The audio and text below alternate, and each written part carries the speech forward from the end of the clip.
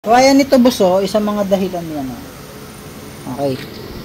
So yung mga master, magandang tanghali. So may motor dito din lang, maingay yung motor.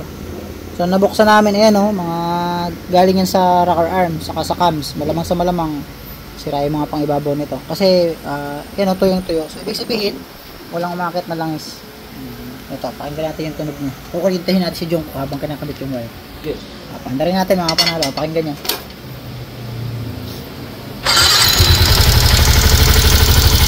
Ito yung tuyo ang ibabaw.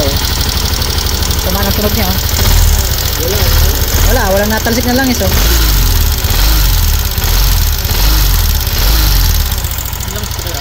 boss, wala natalsik. Dapat may natalsik. Jungko, baba mo langis, tignan natin. So yan, titignan natin kung may langis. Kasi walang nakit na langis Sabi ni boss may langis daw. Pero ayun, kita nyo ito yung tuyo. Kaya pala buti na dala dito ni boss agad. Kung nagtagal pa yan, ako marami yan, uubusin. Pang masasaktan si boss dito. Tatanggalin ko na din Kaya tanggalin mo yung langis. So timing natin muna mga panalo bago natin buksan. Kaya sa maingay, alam nyo ang dahilan, walang langis. So magaling din yung karamdam yung may-ari kasi dinala agad. So kung pinatagal niya pa to, naku po. Usa na lang ito titiri. Usa na lang si boss magtutulak. So langis ang buhay ng ating motor. Pag walang langis, naku po. Tignan natin na yan, binubuksan na. Ay langis kaya oberado dahil sa unang gumawa. Ayan, kita nyo. So ayan, wala nang langis halos. So ang tumulo estimated natin ay nasa 150 ml lang, wala pa nga 100 ml.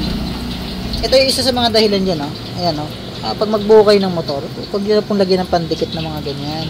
Mapera lang talaga, wala silang pambili ng o-ring or yung tinatawag na remedyo lang talaga. Pero hanggat maaari, okay naman tong o-ring, walang sira, huwag nyo lagyan ito. So isa sa mga dahilan kung bakit ayaw umakit ng langis dyan, yung mga pandikit-pandikit na yan. Nakita nyo yung langis? Ayan walang langis So iba na rin yung tunog, parang big bike. Ganun. Okay, buksan na yung cook, mabubuksan to boss. No choice. So update natin kayo mga panalo after kalasin natin lahat. Tignan natin kung ano sira, okay? So ito tunog big bike din, tignan natin kung may something din dito sa kabilang side na to. So buksan natin tong stator na boss. Nakabukas na rin ito, ibang kasi kita naman natin. Binikita na nga Binikita na. So may nagbukas na nito. Hindi ko lang alam kung sino nagbukas. So pag tunog big bike, lagi yung check upin to. Ayan restator, palitin. Ay, sunog lang diba? Pag ganun ang tunog parang big bike, yan na yun. Pag pinalitan natin to boss, tahimik na ulit yan. May stator pa ba tayo? Parang wala na. Meron pa daw tayo stator. Yan, basta narinig niya yung mga panalo. Parang big bike yung tunog. Grabe Grinder pa Pagka narinig nyo yun, tunog big bike, ito na ang problema nun, stator. Sunog na yan, mga stator niya. Tamo, lahat to, sunog So basta narinig yan. Basta iba yung tunog niya. Pag binibira nyo, tunog big bike yan. Pagka sa narinig nyo na yan, alam nyo na, stator. Yan, ito ang papalitan natin. Sunog na, yan. Hindi na pwede yan. Hindi na kakarga ng maayos ang battery. Negro baga. Ayan, pag naging negro ang stator niya. So yan, dito naman tayo sa kanang bahagi. Ayaw makitan lang So dito naman tayo magbaba. Sira ang signal. Sayang ang titanium bolts kung walang langis.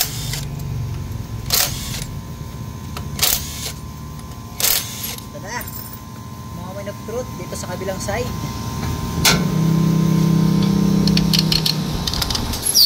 Jungko, nakadikit ito. Pahingin ng pamukpok.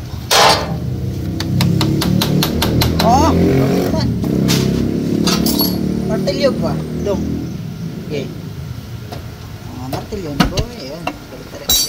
Minsan masasaktan talaga yung kamay niya.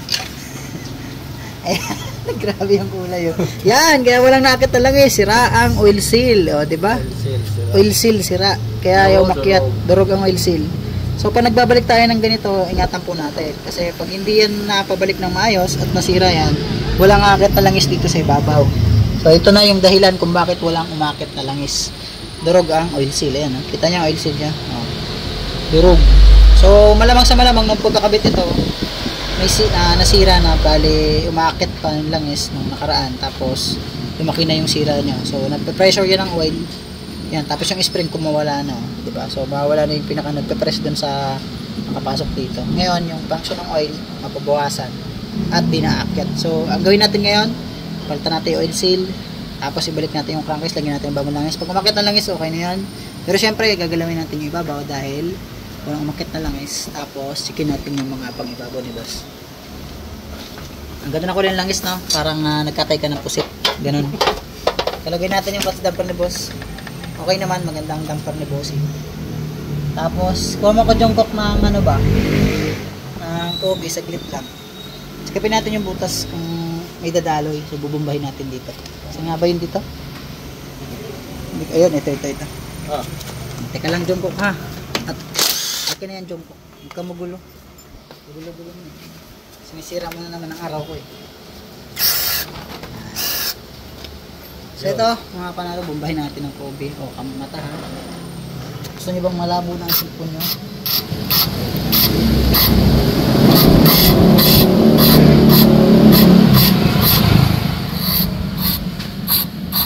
Ayun, isa pa yun. Ano?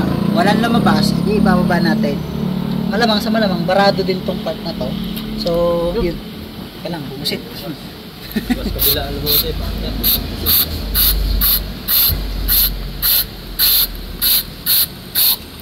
Wala. So hangin naman tayo dong. So hangin naman mga panalo. Ayun na mama rin. Tingin basahan. Ito ang basahan. Check natin kung may lalabas dito mga panalo. Log.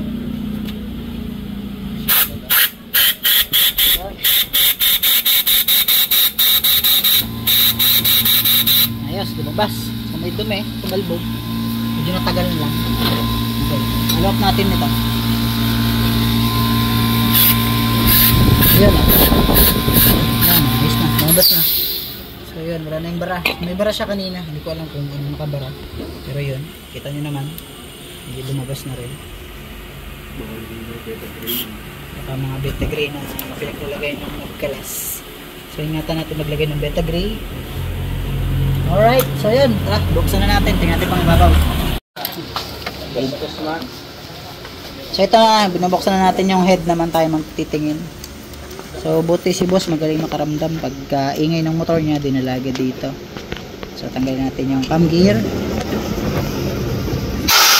Diyan ko kuha ng 8. Basahan na lang pala, basahan. So isabit natin muna yung clearance natin dito mga panalo. Saka longness na orange. At nakalagay natin to. Ayan, kita nyo, oh, bungkol-bungkol yung pinagkalas nila. Oh, nabilog yung mga bolts. Kawawa naman yung bolts ni boss. Bingkong-bingkong na. So sahod na natin ang basahan para di mahulog. Kawawa yung ni boss. Oh, eh naku, bilog eh. Naku po, Diyos ko po Panimar. Ambol? Bulog? Bilog boy. Kuha man yung pang-impact natin doon. Na? Ito na lang. Yan ako sa'yo eh. Jis?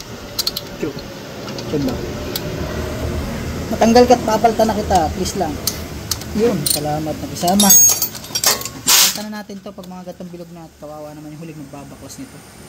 Kawawa din tayo pag nabilugan tayo nito kasi mahirapan tayo magkalas. Sa loob pa naman. Ayan o. Ayan nahulog. Ayan o. Kita nyo yan? Bingkong baga ang ulo.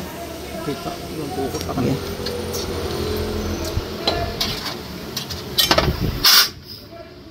Yan. Ulo, bingkong. So yan, tapo na yan. Okay, baka mapasama pa yan mamaya.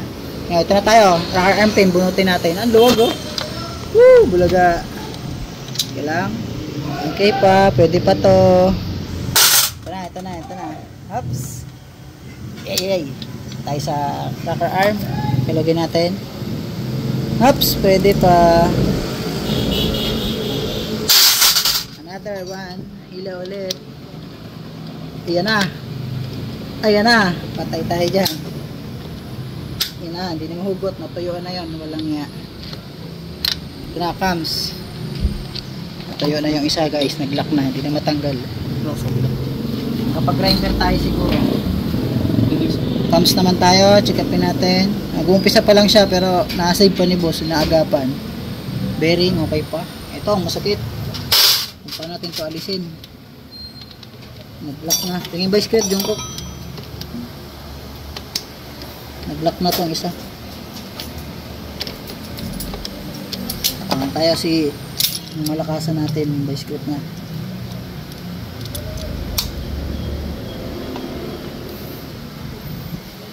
Yay. Ang WD-40 dungkok dahil natuyuan siya guys, kaya mahirap na bunutin. Tigas na oil. Lock na yung kanyang rocker arm sa makakapag-grinder kaya tayo. Buwan silsid dungkok. Buwan silsid. Tayo gagawa ng pinagbabawal ng technique. Ayan, try natin tanggalin dito. Kahit yung ano, axle, pwede na yan. Martilyo axle. So pakapitin natin yung gusto ito mga panalo para masilsil ni Jungkook ng mahusay. Ano. So ito yung isa sa technique namin. Pakapitan natin itong pinakang. Tapos doon ko sa kabila, ba't po kayo mo dito? Yan, ha? Adjust ng clutch. Okay, pakpak Jungkook. Tiningan mo. Yan, malapad naman pala. Nagtsatsaga ko. Okay. Okay. Okay. Okay pa. Bak na ang head. Okay, basag na ang head. Pampalit tayo dyan, yung motor mo. Natanggal pa. Pero palitin na. Grabe yun Buti na lang nakisama natanggal pa. Kung hindi, yari tayo dyan. Okay, one down. Palitin. Kumusta kayong rocker arm ni boss? Wala na rin to. Wala na. Isang rocker arm intake. May kulag na rin konti. Buti na lang at naagapan ni boss. Yan. So hanapin pa natin iba. Mamaya.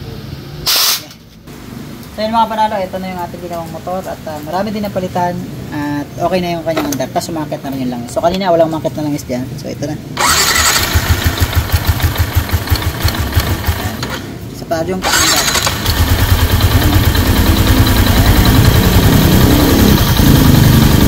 Deliparan pa ang langis. Okay kayo. Pwede na magawa motor. Nakakagawa na si Jungkook. So yun mga panalo. So marami na sira at marami din gastusin si boss. Pero okay naman na ngayon. Pwede na ulit ilayo. Yun lang mga panalo. Maraming salamat. Peace.